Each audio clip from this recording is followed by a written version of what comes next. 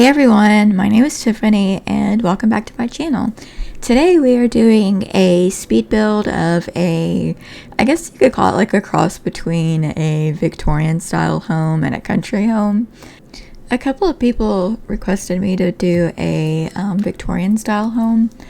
I put up a poll, I think it was last week, for what y'all wanted to see for this week's build. It was between a 10-minute build challenge and the Victorian style build, and on Instagram the 10-minute build challenge won, and on Twitter the Victorian style build won. So we're killing two birds with one stone this week. We're doing both of them. I posted the 10-minute build challenge Tuesday, so make sure you go check that out.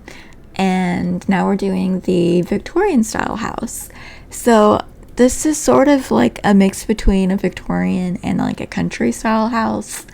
I sort of thought that maybe the people that live here like remodeled or something, but they've like lived here for a really long time. Like I was thinking maybe like an old couple lives here with their grandkids, or like their grandkids come to visit.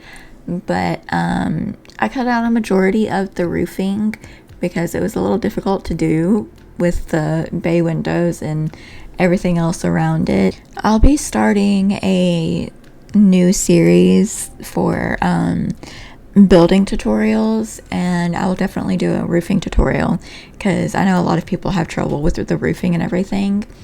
But so about this build, I think I only used 4, maybe 5 packs. I know I used Strangerville, the new country kitchen kit, Get Together, cats and dogs, and I think I used 2 of the bicycles from university, but like that's not like a big thing that's needed. And Strangerville is not like super needed for this build, but I do suggest it for the columns and the front door. So what I just did right there with the front door, I sized up the walls to the second height and then placed the door in and then sized them back down to the first height with the cheat bb.moveobjects on. And that makes it to where you can use either the second wall height or third wall height doors for just the first wall height. And you can also do that with different windows, and it looks really good if you have like an open area where the door is or the windows are up top, like if you have 2 stories. Anyway, so now we're just like painting the house, and I think it's the country kitchen kit new, like I guess they're like brick paper, whatever, and base game siding in blue, and I'm using this Get Together foliage, and I just put it like around little bits of the house to make it look a little more like grown and overgrown and whatever. And now we're into the kitchen, and we're using the country kitchen stuff, and oh my gosh, I'm so obsessed with it. It is so pretty. Okay, but we're just using it in like the mint blue, I guess, color. I think a majority of the kitchen is just country kitchen stuff, or the country kitchen kit. That's so difficult to keep in my mind. We have so many different types of packs now, but I am so in love with this one. It is so beautiful. It's literally what I needed. I love country kitchens. I just used the chairs that are from the new update that we got, I think probably like 2 months ago now, that they got CC creators to create some cool new stuff for the game, and it's all a free update, so you should have it in your game if you have Sims 4. So I just used a cats and dogs like bench couch thing in the bay window, and we're just putting in a little bit more of like decoration in the kitchen and doing the curtains, and it's so very blue, and it's just so pretty. We have so many amazing blue swatches, so like everything I do now is just blue. Kind of like little Simsy always says that she always does a blue Suburban. It's kind of how I feel like I'm doing recently. But I I can't get enough of this pack. It is so pretty. I want it in my own life. And now we're just using, I think it's Daniibugg. I think it's like some type of Daniibugg painting. And then just putting a fountain in the backyard and a little flag, and those awning things are from Get Together, and I just put it where I was gonna put a couple cars so that they have, like, I guess shelter or something if it rains. So we're just doing the bathroom now, and I used, I think, Cats and Dogs toilet and I think a base game shower. And now we're on to the dining room, and the table is from the same update that we got a couple months ago from the CC creators. I think that curio cabinet is from Cats and Dogs, and that table right there is also from the update.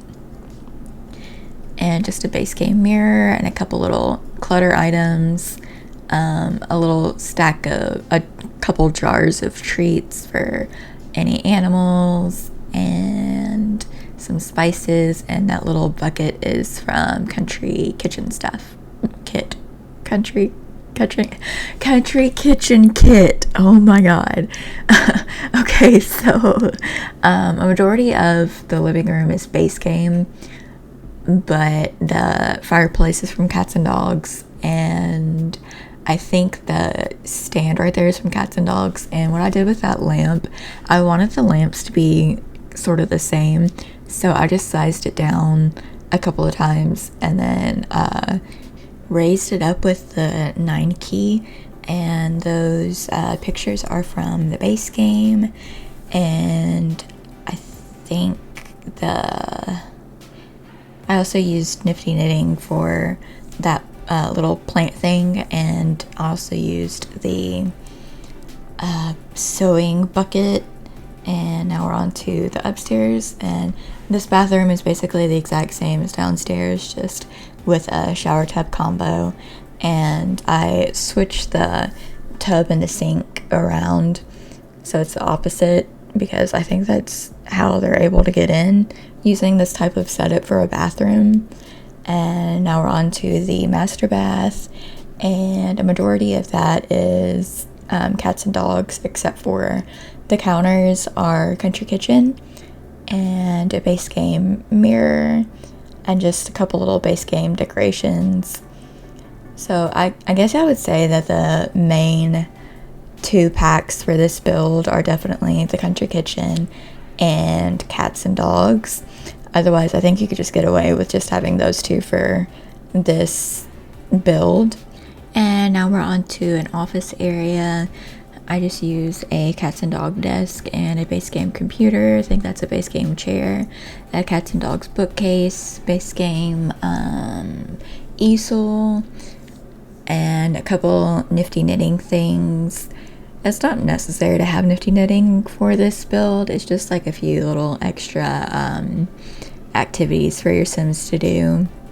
And just cluttering up that little shelf. And then we're on to the master bedroom, and that's a Cats and Dog bed and Cats and Dogs nightstands. And so when I was going in and editing this video, I realized that I put absolutely nothing on one of the nightstands, so I'm sorry about that. But the other nightstand has, I think, a sized down plant on it, and a majority of this room is also Cats and Dogs, and that ottoman thing is base game, and of course the Cats and Dogs bed for an animal. And just cluttering up the dresser with a couple different things. And I really like those little snow globe things. They're really cute. I like how they're of different cities or worlds in this game. And I'm using the bunk beds that we got in an update not too long ago. And the stall house, I just sized it down. They can still use it perfectly fine.